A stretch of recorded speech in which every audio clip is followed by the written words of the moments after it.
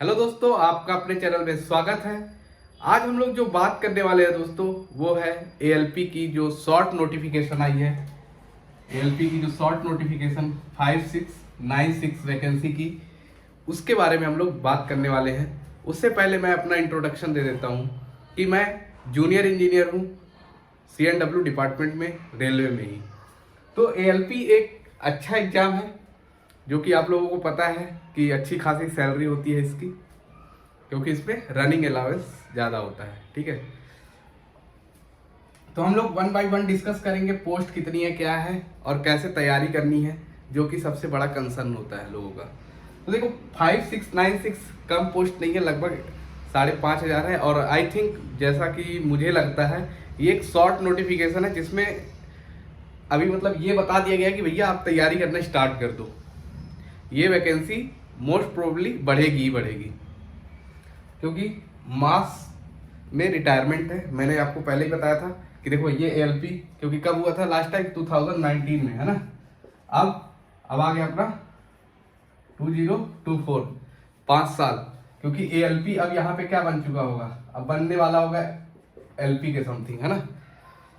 और देखो अभी एक और चीज, अभी आने वाले दिनों में देखना आपको एक नोटिफिकेशन मिल जाएगी किसकी, जेई की भी, क्योंकि वो भी लगभग इसी टाइम में रिक्रूटमेंट हुआ था 2020 की अगस्त वगैरह में। देखो कई लोग अप्रैल में ज्वाइन कर लिए थे, कोविड की वजह से कुछ लोगों का डिले हो गया था, तो वो लोग अगस्त या सितंबर में मोस्ट प्रोबेबली सब लोगों ने ज्वाइन कर लिया था 2020 में।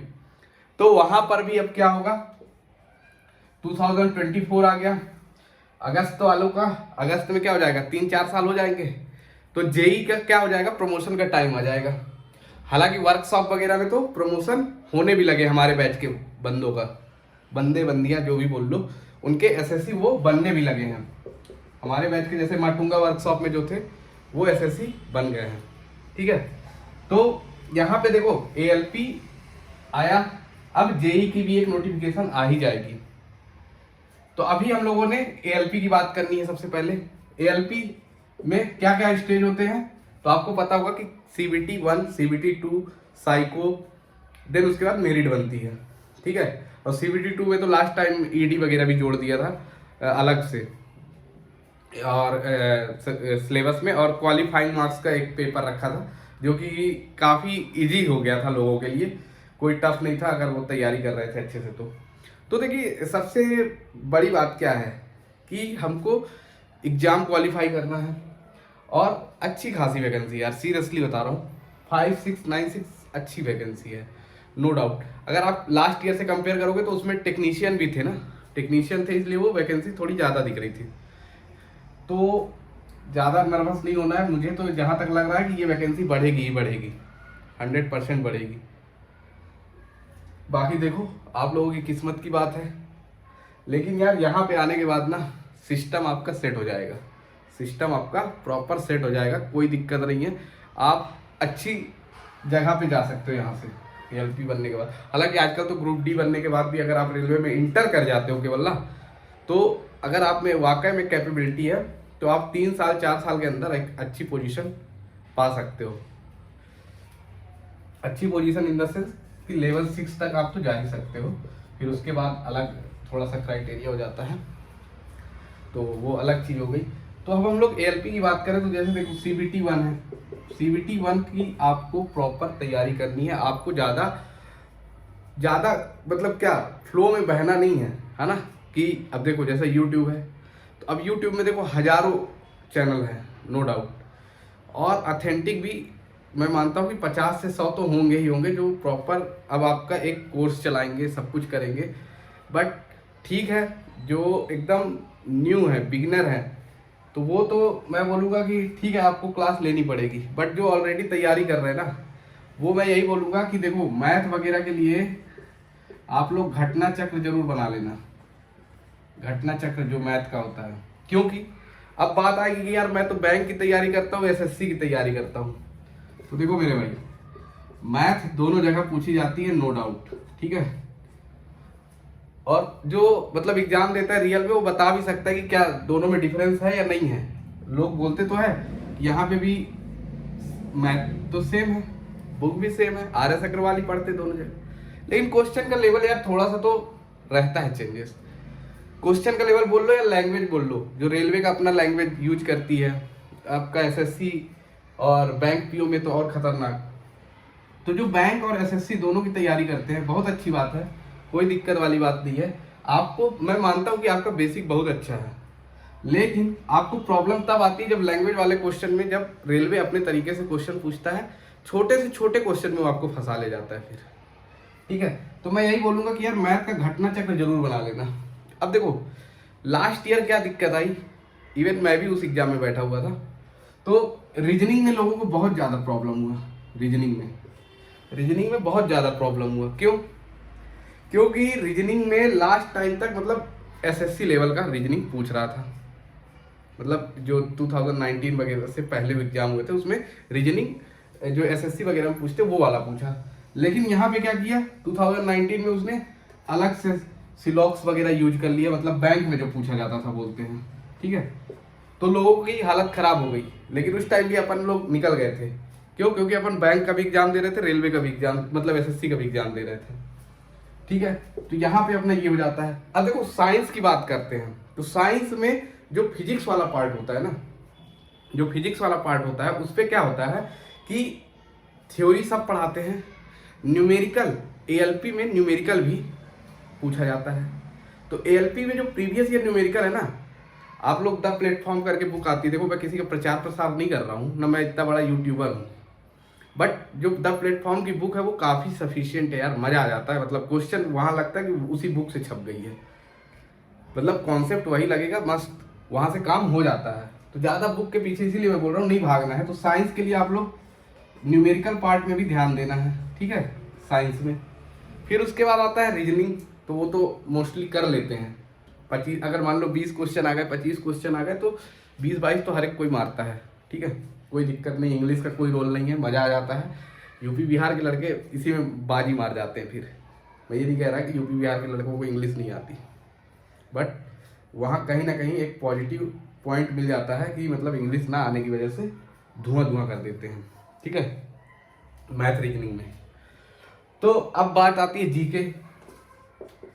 जीके जीएस का क्या सीन है। तो जीके जीएस का क्या सीन है, तो देखो जो जीके जीएस से पहले मैं करंट अफेयर बोल देता हूँ। ठीक है, करंट अफेयर में लास्ट 1 ईयर का क्वेश्चन तो आता ही आता है, और उसमें भी कुछ स्पेसिफिक टॉपिक रहते हैं। ठीक है, कि मतलब कई बार राष्ट्रपति पूछ देगा, प्रधानमंत्री पूछ देगा, अलग अलग देशों की, है ना। एक क्वेश्चन वैसे बन गए, फिर स्पोर्ट्स से बन गया, तो वो एक ट्रेंड रहता है। उसमें से ही 5-6 क्वेश्चन 7 क्वेश्चन जो भी आना होता है वो आपको एक फॉलो समझ में आ जाता है। ठीक है, तो करंट अफेयर में ज़्यादा नहीं भी घुसेंगे तो रिजल्ट पे ज़्यादा प्रभाव नहीं पड़ता है। करंट अफेयर आप डेली क्या मतलब वो जो आपके 1 ईयर के करंट अफेयर्स आते हैं, कोई भी अच्छी SPD वगैरह उससे पढ़ सकते हो। ठीक है, देन उसके बाद आते हैं जीके वाले पार्ट में। तो जीके वाले पार्ट में देखो क्या है कि आप लूसेंट अगर अच्छे से करते हो, ठीक है, लूसेंट अच्छे से कर लेते हो, हालांकि मार्केट में अभी अच्छी लूसेंट से भी अच्छी बुक्स आ गई हैं जो कि काफ़ी कुछ कवर करती प्रीवियस ईयर पेपर को कंबाइन करके। तो उसको करने के बाद आप उसका भी अगर घटना चक्र और SPD पढ़ लेते हो, SPD, ठीक है, जो प्रीवियस ईयर क्वेश्चन रेलवे पूछता है, तो आपका ऑलमोस्ट कवर हो जाता है। मतलब मैं सिंपल सी एक बात बताऊं, जो सेल्फ मेहनत करेगा ना, कोचिंग के पीछे ज़्यादा नहीं भागेगा, टेस्ट सीरीज के पीछे नहीं भागना यार। सिंपल सी बात बता रहा हूँ, टेस्ट सीरीज के पीछे मत भागना। टेस्ट सीरीज से ठीक है आप 1-2 दे देना, क्योंकि उससे आपको ये पता चल जाएगा कि मेरी स्पीड कितनी है, क्योंकि स्पीड भी मैटर करती है। तो स्पीड चेक करने के लिए दे देना। बाकी जितना प्रैक्टिस करोगे यार उतना स्पीड बढ़ती है। ठीक है, स्पीड बढ़ता है, कॉन्फिडेंस आपका बढ़ता है, नो डाउट। तो टेस्ट वोस्ट के पीछे मत भागना। टेस्ट वोस्ट में मतलब एकदम टेस्ट सीरीज लगाया जा रहा है। UPSC का पेपर नहीं दे रहे अपन, है ना, अपन नॉर्मल ग्रुप D और ग्रुप C का पेपर दे रहे हैं, कोई इशू नहीं है उस पर। मतलब आप 2-4 टेस्ट दे सकते हो, कोई दिक्कत वाली बात नहीं, क्योंकि उससे आपको अपनी स्पीड और आपका अपना जो सोचने समझने और कैसे पेपर को अटेंड करना है ये आपको समझ में आ जाना चाहिए कि मतलब मुझे कहाँ ज़्यादा टाइम देना है, कहाँ कम टाइम देना है। वो 2-4 पेपर देने से आपको क्लियर हो जाता है। क्योंकि आप देखो 10 to 15 क्वेश्चन वाले प्रैक्टिस सेट तो जो एप्लीकेशन में आते रहते हैं फ्री वाले, तो वो तो आप लगाते ही हो। ठीक है, तो वहाँ से आपको स्पीड पता चलती रहती है। देखो मैं बता रहा हूँ सीरियसली, अड्डा 247 अभी तो शायद इसमें भी कुछ कुछ वो होने लगा है कि मतलब सब पेड होने लगे हैं धीरे धीरे, तो मैं इसको लगा लेता था। फिर उसके बाद आपका ग्रेडअप एप्लीकेशन आता था, ग्रेडअप का, ठीक है। तो यहाँ पे फ्री में प्रॉपर मिल जाते हैं, 15-20 क्वेश्चन का पर डे आता है, अच्छे अच्छे लोग सेट करते हैं पेपर, उसको दे दो, आपका कॉन्फिडेंस ऑलरेडी मस्त रहेगा। अगर आप 15 में 10-12 भी मार रहे हो तो मतलब एग्जाम में तो फोड़ोगे, 100% फोड़ोगे, कोई दिक्कत वाली बात नहीं रहती है। तो दोस्तों सिंपल सा है, आप ज़्यादा बुक के पीछे मत भागना, कोई भी अच्छी बुक जो आपको लगता है कि हाँ ये, आप जैसे देखो, आप मेरे ऊपर बिलीव नहीं करोगे, नो डाउट आप नहीं करोगे, आप 6 से 7 वीडियो देख लेना, जो लोग सजेस्ट कर रहे हैं उसका मतलब, जैसे साइंस के लिए मान लो 5 बुक बताए, ठीक है, आपने 10 वीडियो देखी, तो 10 वीडियो में कोई तो होगा जो 3-4 लोग होंगे जो कॉमन बुक बता रहे होंगे कि यही पढ़ लो हो जाएगा, तो वो बुक आप ले लो और उसको मल्टीपल टाइम पढ़ लो, है ना। क्योंकि देखो जो भी बुक राइटर लिखते हैं वो ऑलमोस्ट सिलेबस को मद्देनजर रखते हुए ही लिखते हैं कि क्या क्या कवर करना है, क्या नहीं, क्या छोड़ना है। तो ठीक है, तो आप प्रीवियस ईयर तो लगा ही रहे हो घटना चक्र से, तो आप सोर्स को लिमिटेड रखो, मल्टीपल टाइम रिवीजन करो, देखो आपका रिजल्ट नहीं होता है तब बोल देना। मैं बोल रहा हूँ यार 100% होगा रिजल्ट, आराम से होता है, क्योंकि साइको टेस्ट रहता है यहाँ पे, तो थोड़ा सा कट ऑफ भी वेरी करता है, कम जाता है कई जोन में, है ना। क्योंकि साइको टेस्ट में बहुत सारे बच्चे फेल होते हैं, लेकिन ऐसा नहीं कि साइको टेस्ट टफ है, साइको टेस्ट टफ भी नहीं है, ठीक है। हमने जब दिया था तो मैक्सिमम मार्क्स जो थे वो गेन किए थे, ऐसा नहीं है, कोई बड़ाई नहीं कर रहे हैं, लेकिन देखो उसमें क्या प्रैक्टिस है, आपका ये प्रेजेंस ऑफ माइंड है, मतलब आप क्विक एक्शन ले रहे हो कि नहीं, क्योंकि 3 मिनट में 96 क्वेश्चन करना है, 94 क्वेश्चन करना है, ऐसा ही कुछ रहता है। तो यार आप तुरंत देख रहे हो, मार रहे हो ना टिक, ईंट है, ईंट को गिन रहे हो कितने ईंट्स पीछे छुपे हुए हैं, ब्रिक्स रहते हैं, है ना, तो वो सब हो जाता है। देखो वो सब में लोड नहीं लेना है। और मेडिकल स्टैंडर्ड आपको पता होगा यहाँ पे क्या होता है, A1 का मेडिकल स्टैंडर्ड रहता है। कलर विजन नहीं होना चाहिए, कलर विजन तो यार बिल्कुल नहीं होना चाहिए, बाकी चीज़ें तो सब कुछ मैनेजेबल है, कलर विजन वाले भूल जाओ, ड्राइवर, है ना, कलर विजन नहीं होना चाहिए, चश्मा नहीं लगाओ, 6x6 का विजन हो, है ना। और बहुत सारे A1 मेडिकल स्टैंडर्ड है जो कि आपको फुलफिल करना है। बाकी मेहनत करो यार दोस्त, क्योंकि आपको बहुत अच्छी वैकेंसी आ गई है सीरियसली। जो लोगों का वेट रहता है ना, अब तो देखो ये तो क्लियर हो गया ना कि अब वैकेंसी 100% आएगी, अभी भी स्टार्ट करोगे ना तो मान लो 15 दिन में भी नोटिफिकेशन आता है तो 1 से 2 महीने बाद ही एग्जाम होगा, ठीक है। 1 महीने तो कम से कम लगे है आपके पास, और 1 महीना सफिशियंट है अगर आप पहले से ऑलरेडी पढ़ भी रहे होगे ना। कुछ लोग जो जिनका देखो सिलेक्शन होना है वो ऑलरेडी पढ़ रहा होगा, नो डाउट। और ऐसा नहीं है कि जो अभी से पढ़ेगा उसका नहीं होगा, उसका भी होगा, अगर वो सही तरीके से पढ़ लिया तो। सही तरीके से पढ़ना इंपॉर्टेंट है मेरे दोस्त, सीरियसली बात बता रहा हूँ, एकदम सही तरीके से।